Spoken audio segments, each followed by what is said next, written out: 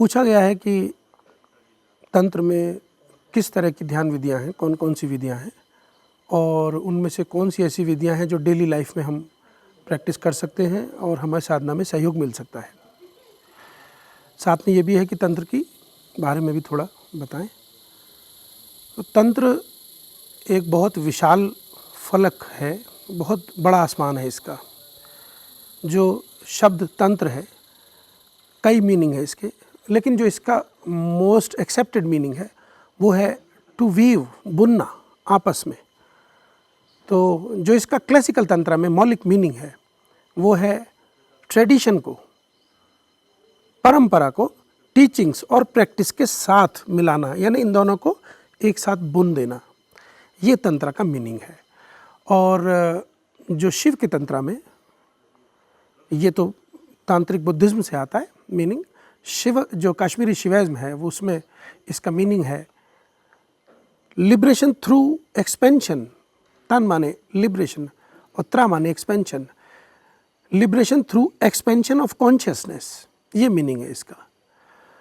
तो और जैसे मैंने कहा कि एक बहुत बड़ा आसमान है ये, चाहे वो शिव की धारा से आता हो, चाहे बुद्धिज्म से निकलता हो, और हज़ारों लाखों इसमें साहित्य है, लाखों इसमें परंपराएं हैं, सेक्ट्स हैं और बहुत कुछ है इसमें। अब उस क्लासिकल रूप को खोजना तो बहुत मुश्किल है क्योंकि बड़ा घालमेल सारा हो गया है और हज़ारों साल बीत गए हैं इस बीच में और साहित्य बदल गया है। आज के समय में जो पॉपुलर प्रैक्टिस होती है वो थोड़ी ही रह गई हैं।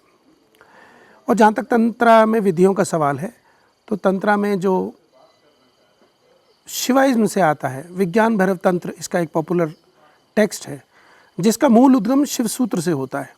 शिव सूत्र की रचना वसुगुप्त ने की थी लगभग 1300 साल पहले कश्मीर में, जो कि कुल मिला के तकरीबन 77 शिव के सूत्रों का संकलन है और उसमें बाद में विस्तार हुए हैं। बाद के विस्तार में अगम पैदा हुए हैं। अगम शास्त्र में विज्ञान भैरव तंत्र का नाम आता है, जिसमें 112 विधियाँ ध्यान की शिव ने बोली हैं।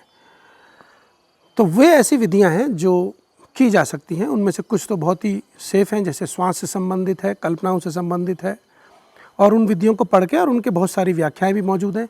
ओशो ने इस पर विशाल व्याख्याएं की हैं और बड़ी प्रैक्टिकल और आज की भाषा में की हैं, वो की जा सकती हैं, सेफ हैं। कुछ विधियाँ हैं जिनमें थोड़ी जो एडवांस हैं, जिसमें गुरु का या किसी गाइड का संग साथ की ज़रूरत होती है, वो थोड़ा ध्यान रखना होता है। कुछ विधियाँ तो अकेले कर सकते हैं, कुछ हम ग्रुप में करते हैं। इसमें विज्ञान भैरव तंत्र की मैं बात कर रहा हूँ। तो चूँकि वो हमारी कर्मेंद्रियों, ज्ञानेंद्रियों से संबंधित विधियाँ हैं और हमारे मन, बुद्धि, अहंकार, जो ये 13 करण आते हैं, उनसे संबंधित हैं, तो विधियाँ बहुत सॉफ्ट है। क्योंकि बेसिकली विज्ञान भैरव तंत्र गृहस्थ और लोगों के लिए बनाया गया एक रास्ता था कि ताकि भाई वो भी गृहस्थ के अलावा प्रैक्टिस कर सकें अपनी ध्यान की। तो विज्ञान भैरव तंत्र में तो बहुत स्कोप है, सॉफ्ट सिंपल विधियाँ हैं, थोड़ी सी गाइडेंस चाहिए, थोड़ी टेक्निकलिटी चाहिए इसमें, थोड़ा ज़्यादा नहीं, और कोई ऐसी इसमें ज़्यादा खतरे की बात नहीं है।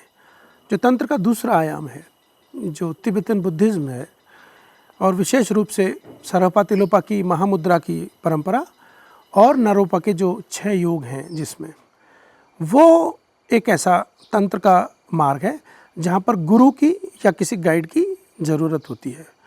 उसमें कुछ परंपराएं तो ऐसी हैं जो अब तिथिबाह्य हो गई हैं, आउटडेटेड हो गई हैं, जिसमें डीटी का या किसी इष्ट देव का महत्व होता है। लेकिन कुछ प्रैक्टिकल चीज़ें हैं, जैसे महामुद्रा का ही ध्यान है। परंपरागत रूप से तो वो बड़ा कठिन है महामुद्रा, क्योंकि उसमें आसनों का प्रयोग है, फिर प्राणायाम का, फिर उसकी 12 महामुद्रा की स्टेज हैं, वो तो बड़ा डिफ़िकल्ट है। आज के समय में भी ओशो ने महामुद्रा के एक सॉफ्ट रूप को बनाया है, 1 घंटे का मेडिटेशन है और वो बहुत ही पावरफुल है और वो किया जा सकता है। बहुत शानदार विधि है, वो अक्सर कैंपों में होती भी है। तंत्रा के हमारे कैंप में भी हम उसको जारी रखेंगे, क्योंकि सरहपा तिलोपा की इस परंपरा को एक बड़ी ही उत्कृष्ट वो देन है। दूसरा जो नारोपा के योग हैं, जिसमें प्राणायाम से संबंधित एक योग आता है, तुमो बोलते हैं जिसमें हमारे भीतर की अग्नि को पैदा करना है।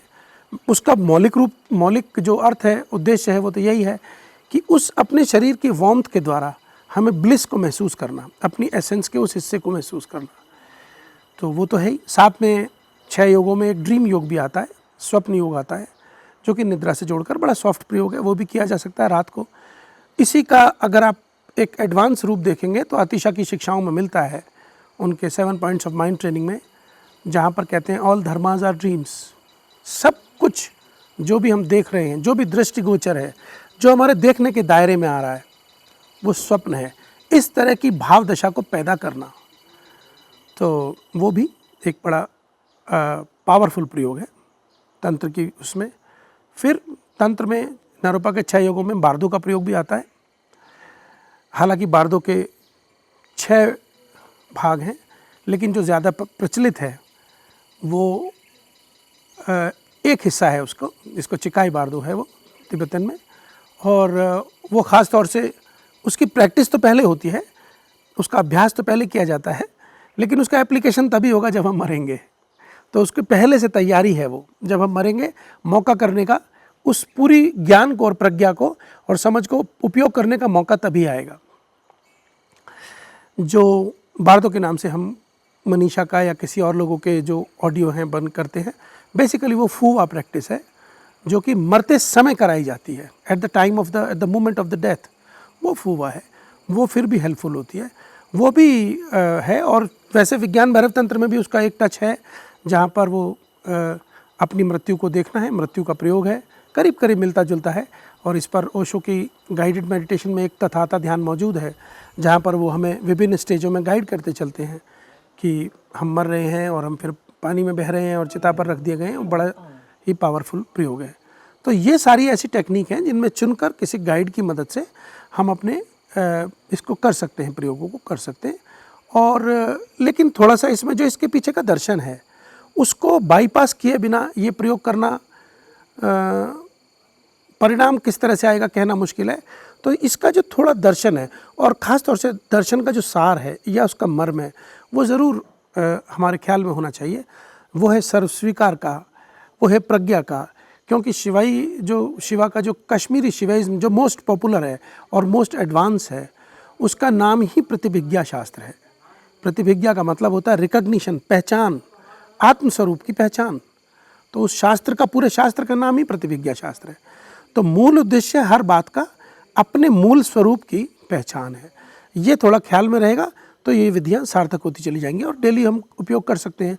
स्पेशली विज्ञान भैरव तंत्र में तो बहुत सी ऐसी विधियाँ हैं जो अचानक की जा सकती हैं, जो रहने से संबंधित है, कहीं जो संगीत से संबंधित है, खाने पीने से, वस्त्रों से, उठने बैठने से, इस तरह की बिल्कुल जो हमारी नेचुरल क्रियाएँ हैं उनके बीच में ही हम उन विधियों को ले सकते हैं और वो बहुत आसान है। इस तरह से तंत्र के प्रयोग हैं जो हम कर सकते हैं। एक बात और मैं यहाँ कह दूँ, जो कि एक तंत्र का विशेष प्रयोग है जिसके नाम से तंत्र प्रसिद्ध है, जो दोनों तरफ आता है, चाहे विज्ञान भैरव तंत्र में हो, वहाँ पर भी हमारी जो काम ऊर्जा है उसको डायरेक्शन देने के लिए 3-4 विधियाँ हैं। वो काम को प्रमोट करने के लिए नहीं है, हमें काम सिखाने के लिए नहीं है। उद्देश्य वही है कि एक्सपेंशन हमारी कैसे हो, हमारी कॉन्शियसनेस की, हमारा जो चैतन्य है उसका फैलाव कैसे हो, वो बंधनों से कैसे निकले। उसलिए उस अंग को भी, सेक्स के अंग को भी लिया गया है।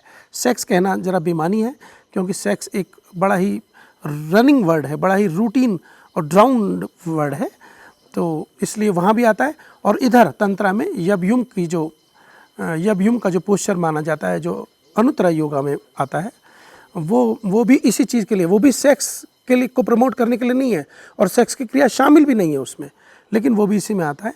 मगर दोनों ही मार्गों पर अगर इस ऊर्जा के साथ प्रयोग करने, तो इसकी एक पूर्व तैयारी है, पूर्व भूमिका है, इसकी एक पूरी पृष्ठभूमि है, जिसके बिना हमारा वो ध्यान, वो क्षण, वो सफल नहीं होने वाले हैं। वो हमारी रूटीन एक्टिविटी, जो हमारी रूटीन सेक्सुअल एक्टिविटी है, जो हताशा, निराशा और इनकम्प्लीटनेस से भरी हुई है, वैसी ही फील होने वाली है। तंत्रा के नाम पर ऐसा नहीं है। जो मैं जैसे कहूँ, उदाहरण के लिए, अगर तिब्बती मार्ग से आप यबयुम की पोस्चर का प्रयोग करते हैं तो इसके पहले तुमों का पर अधिकार ज़रूरी है, यानी इनर फायर पर, इनर एनर्जी पर, उस एम्प्टीनेस और जॉय के मिक्सचर का चैनल एक्टिवेट होना ज़रूरी है, जो कि जिसके बाद हम और स्टेजेस में आते हैं, फिर हम उस तरह के पोस्चर में और वैसे अपने जो प्रयोग हैं प्रयोगों में जाते हैं।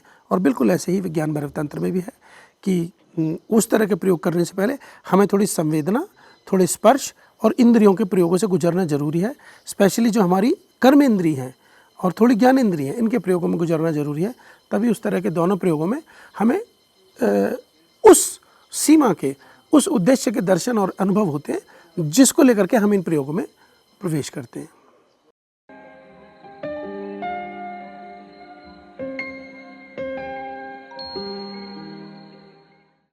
तो उम्मीद करते हैं कि आपके जो भी प्रश्न रहे होंगे उसका उत्तर आपको मिल गया होगा।